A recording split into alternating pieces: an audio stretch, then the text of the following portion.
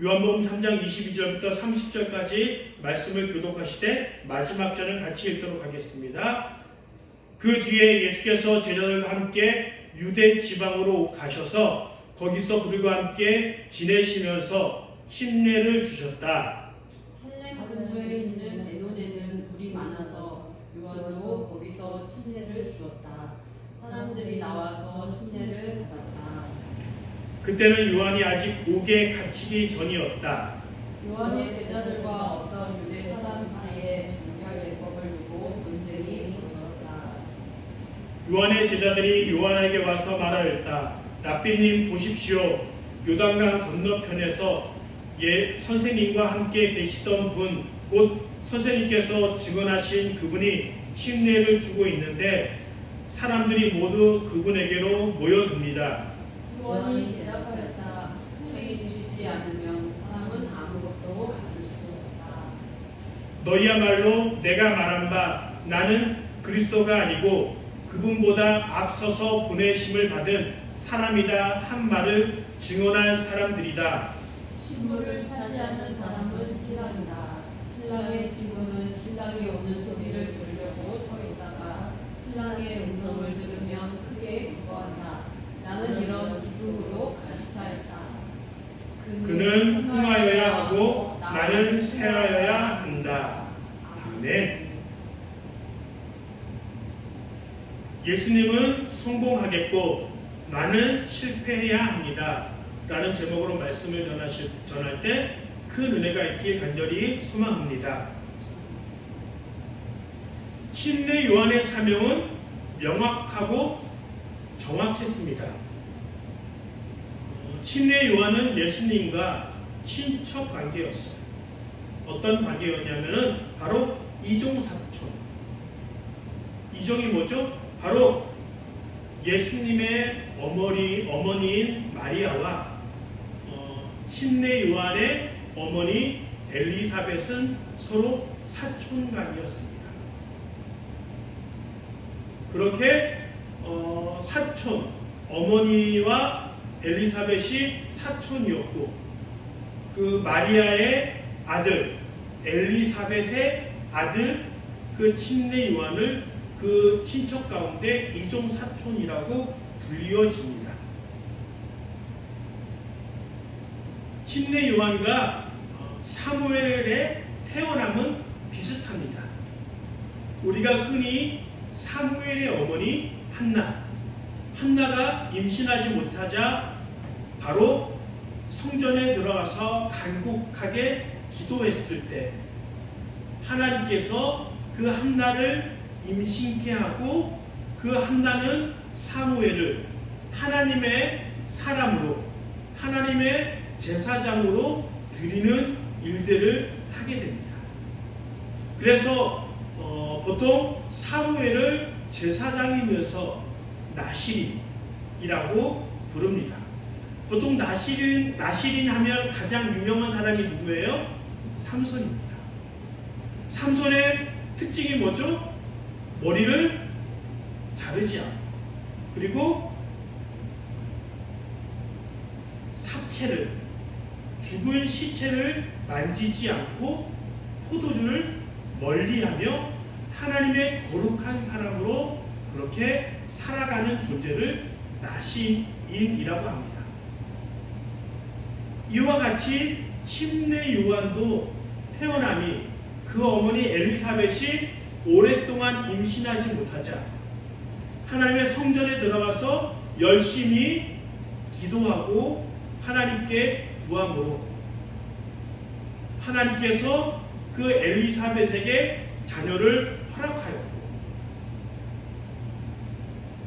그 자녀 엘리사벳의 자녀 침례 요한은 특별한 부르심과 사명을 갖고 이 땅에 태어났으며 또 그는 나실인의 삶을 철저하게 살아가고 또 그는 철저하게 그 태어난 목적과 부르심에 합당한 삶을 살아가게 됩니다. 그래서 그의 사역은 오실 메시아를 준비하며 그들에게 회개의 침례를 전하며 또 그가 전했던 가장 핵심적인 메시지가 무엇이었냐면 회개에 합당한 열매를 맺어라. 회개에 합당한 열매를 맺는다는 것을 쉽게 풀이하면 회개했으면 돌이켜서 더 이상 죄를 짓지 말고 삶으로 하나님께서 원하시는 그 삶을 살아가라 라고 이야기를 했습니다. 반대로 본다면 어떤 사람들이 많았다는 거예요? 하나님께 회개의 제물을 드리고 또 침례 요한에게 회개의 침례를 받았지만 그것이 종교적인 행위. 그렇지만 그가 회개를 했다고 해서 회개의 침례를 받고 속죄제 속건제를 드렸다고 해서 그가 회개를 한 후의 삶이 변해진 삶을 살지 못했다는 것을 보여집니다. 이것은 우리의 삶에게도 비슷한 삶의 유형이 있습니다. 하나님 우리의 죄를 용서해 주십시오라고 간절하게 기도하지만 그렇게 기도한 대로 회개에 합당한 대로 살아가지 못하고 있는 우리에게도 동일한 강력한 메시지를 제공합니다. 어찌하였던 이 침례 요한은 그 메시지와 삶을 통하여 큰 성공을 이루고 즉 요새 말로 본다면 핵 인싸가 되어지고 그리고 가장 중요한 인플루언서 유명한 유명인이 됐어요. 그래서 그 침례 요한에게 많은 사람들이 찾아와서 죄 사함의 침례를 받았고 그의 사역은 많은 제자들이 그와 함께 했고 그의 사역이 소문날 정도로 위대한 사역을 감당하게 됩니다. 그런데 그에게 위기가 닥쳐오게 됩니다. 그 위기는 침례 요한이 잘못했고 잘못을 저질러서 유맹세를 얻었기 때문에 그렇게 스스로 무너지는 그런 위기가 아니라 예수님이 누구에게 침례를 줘요? 침례 요한이 예수님에게 침례를 줍니다. 그렇게 함으로 예수님이 사역을 시작하게 되고 강 건너편에서 강이라는 것은 요단강을 의미하죠. 요단강 건너편에서 사역을 시작했고 그들에게 성령으로 침례를 베풀어 줍니다. 그래서 이제 침례 요한에게 왔던 많은 사람들이 더 이상 침례 요한에게 오지 않고 어떻게 해요? 예수님께 다가갑니다. 그리고 침례 요한의 제자들 중에서도 침례 요한을 뒤로 하고 예수님의 제자가 되는 사람들도 종종 일어납니다. 보통 이런 것을 흔한 사람들이 이야기하기를 굴러온 돌이 박힌 돌을 쳐낸다 라는 이야기를 하는 그 모습, 청출어라 침례를 주었던 그 예수님이 스승이었던 침례를 행했던 그 요한보다도 더 큰 세력을 이루며 더 큰 사람들이 따르는 그 일들이 벌어지게 됩니다. 그렇다면 보통 이럴 때 어떤 사건들, 어떤 마음이 들죠? 질투합니다. 감히 내 밑에 있던 사람, 내가 침례를 주었던 그 사람이 나보다 더 유명한 사람인데 내가 나에게 오던 사람이 다 그 사람으로 가게 돼 있어? 시기하고 질투하며 헐뜯고 시기하며 그런 일들이 진행이 되어집니다.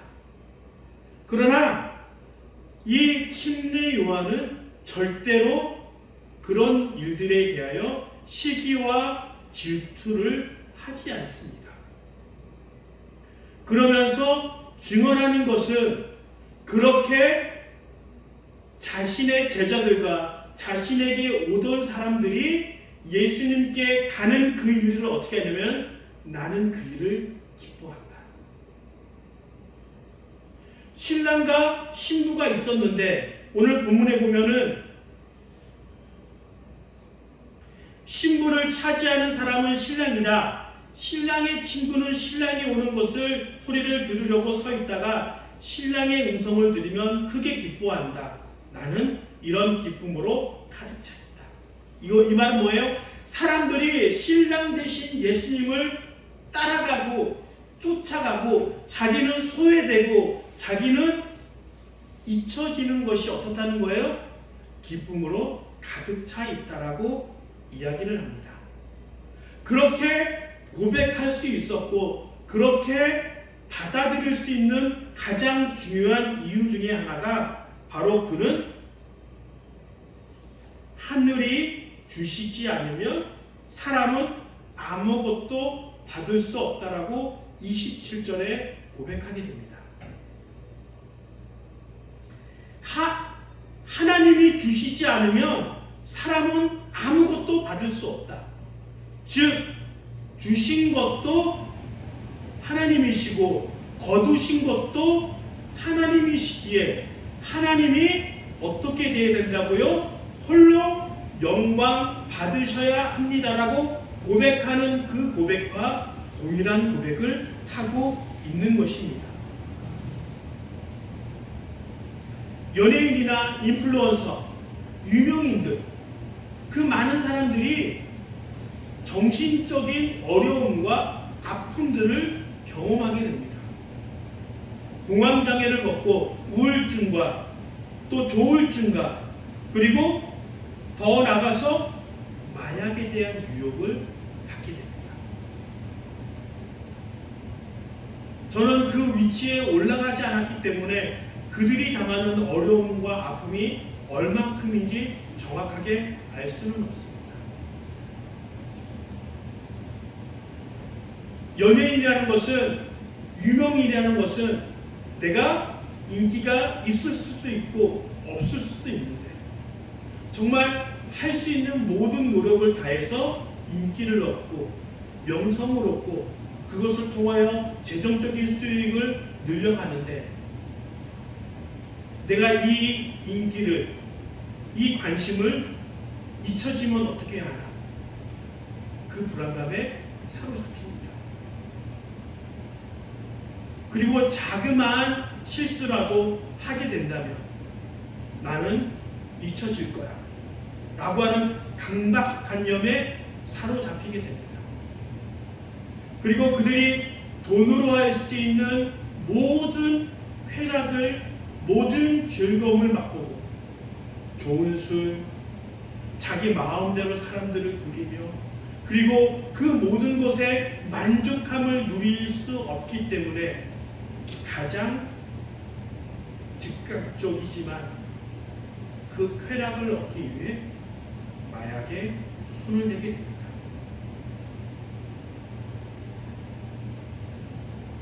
내가 어떻게 해서 얻은 이 명성인데, 이 인기인데 그것이 불안하고 그것을 유지하기 위해 사람들은 힘들어합니다. 그렇지만 이렇게 힘들어하고 공황장애와 그 모든 것들을 불안해하는 사람들에게 가져야 할 것이 바로 하나님이 주시지 않으면 사람은 아무것도 받을 수 없다라는 그 믿음이 들어가야 합니다. 많은 사람들이 이야기합니다. 믿음을 가졌다고 해서 뭐 대단한 일이 변해? 돈이 하늘에서 떨어져? 라고 얘기합니다.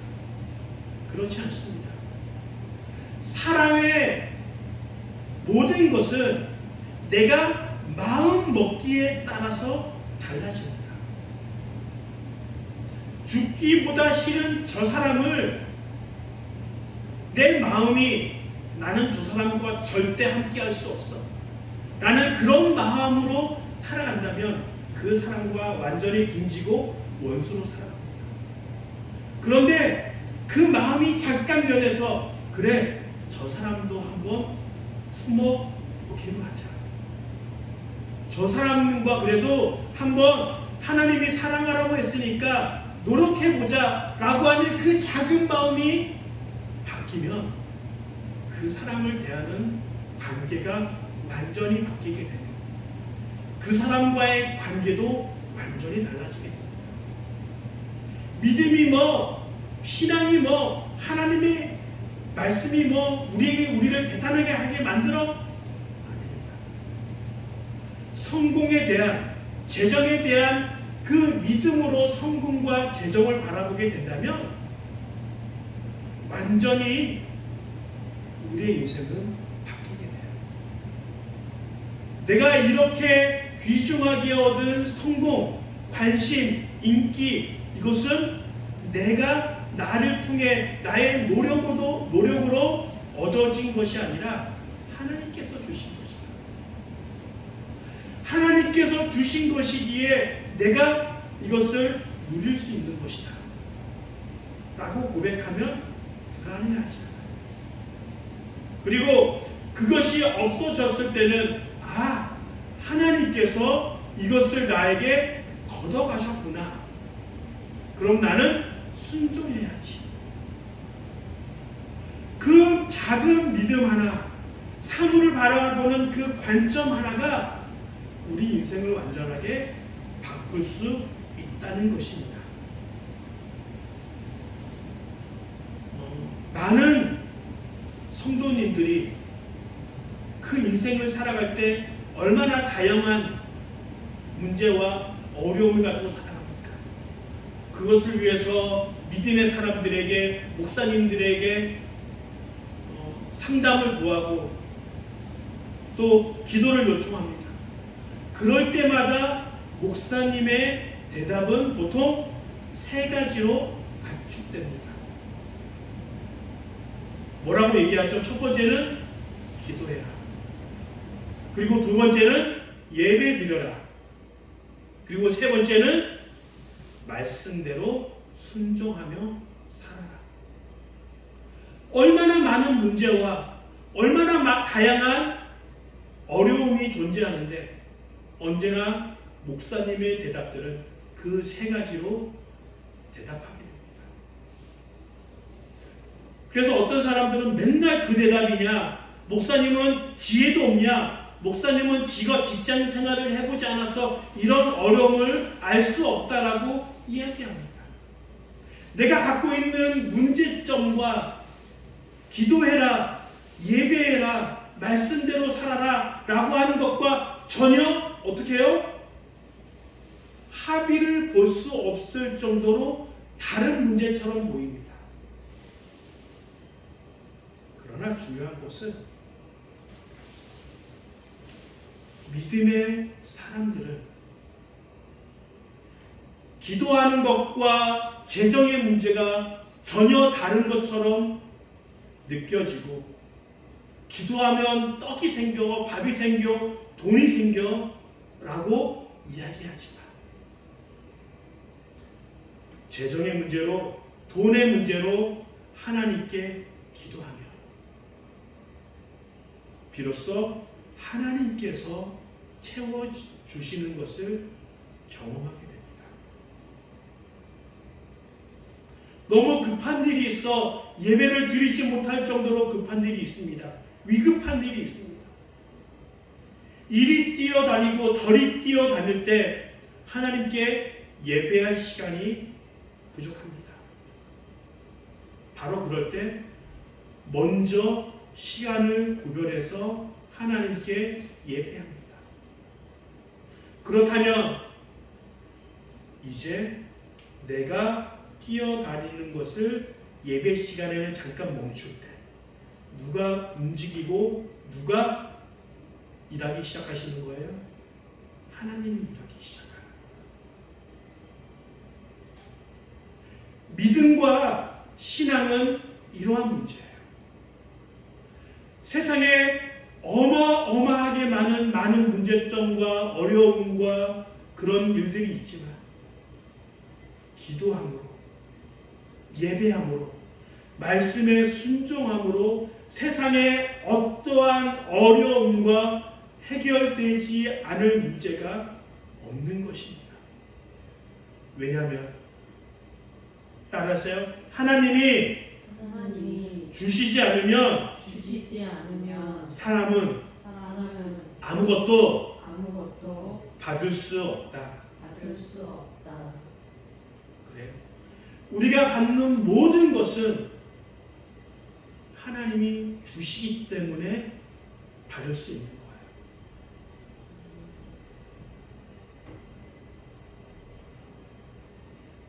그러기에 지금 내가 부족한 것은 뭐예요?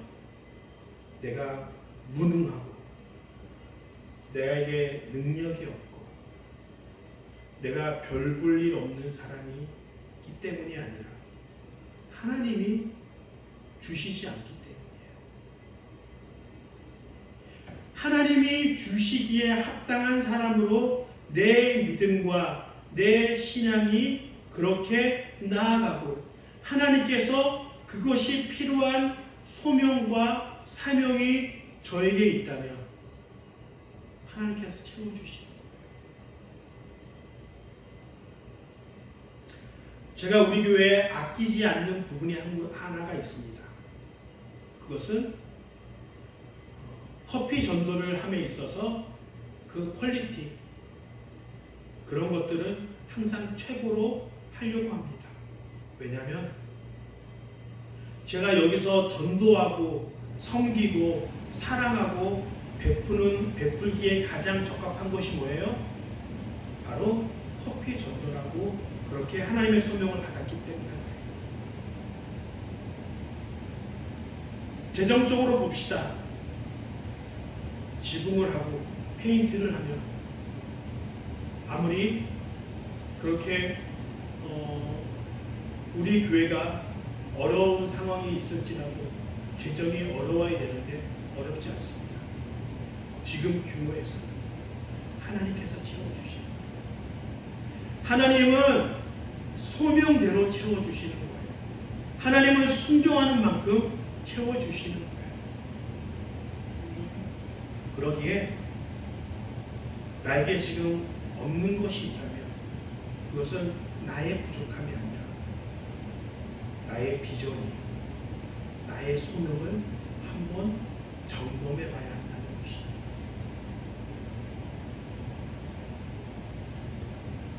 그러면서 이 침례 요한은 인플루언서였고 대단한 사람이었지만 예수님이 나타나자 그는 이제 역사의 무대에서 내려올 준비를 하고 서서히 잊혀져 가는 것에 대하여 감사하고 즐거운 마음으로 받아들일 수 있게 됩니다.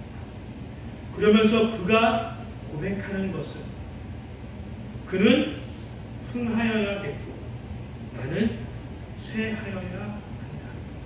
이 말을 쉽게 풀이한 것이 오늘 설교의 제목입니다. 예수님은 성공하겠고 나는 실패해야 합니다.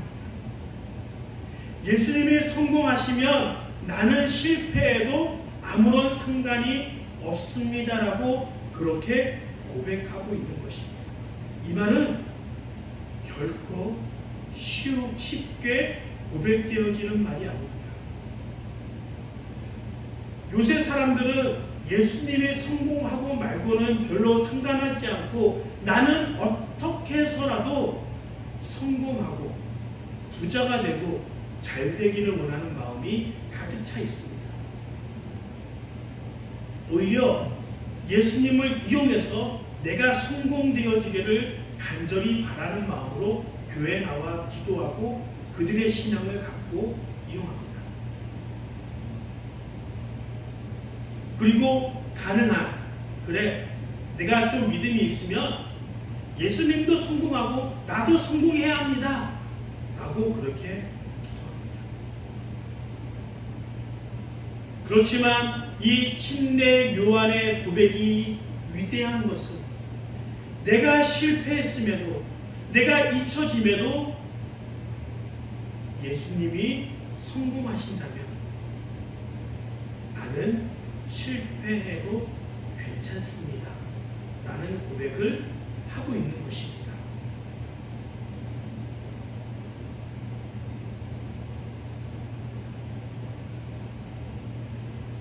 우리는 성공에 대한 정의를 내립니다.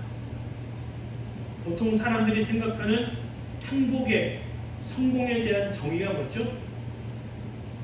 아파트에 살고 돈 걱정하지 않고 물건을 살 때, 옷을 살 때, 메뉴를 시킬 때 가격표를 보지 않고 살 수 있는 그 즐거움이 우리에게 있겠다. 1+1, 2+1, 50% 세일 그런 거 상관하지 않고 내가 사고 싶고 내가 먹고 싶은 거 있으면 살 수 있고 먹을 수 있는 재정, 건강하고 내 자녀가 좋은 대학에 가서 성공하는 그런 것들을 우리는 흔히 삶의 성공이라고 얘기합니다.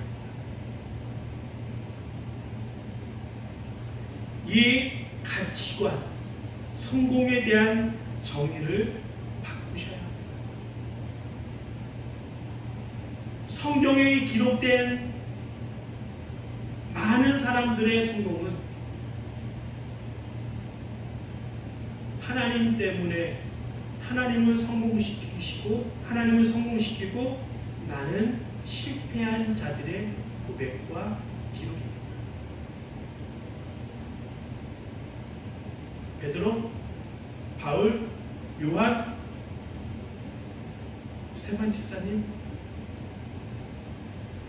그들의 삶의 성공의 개념은 복음을 전하다가 그렇게 살아가는 거예요. 내가 성공하는 곳에서는 전혀 기준을 두지 않고 오로지 예수님이 성공하는 것, 하나님이 영광 받으시는 것, 더 많은 사람들이 하나님께 돌아와 예배하고 구원받는 것을 그들의 삶의 성공으로 정의했습니다.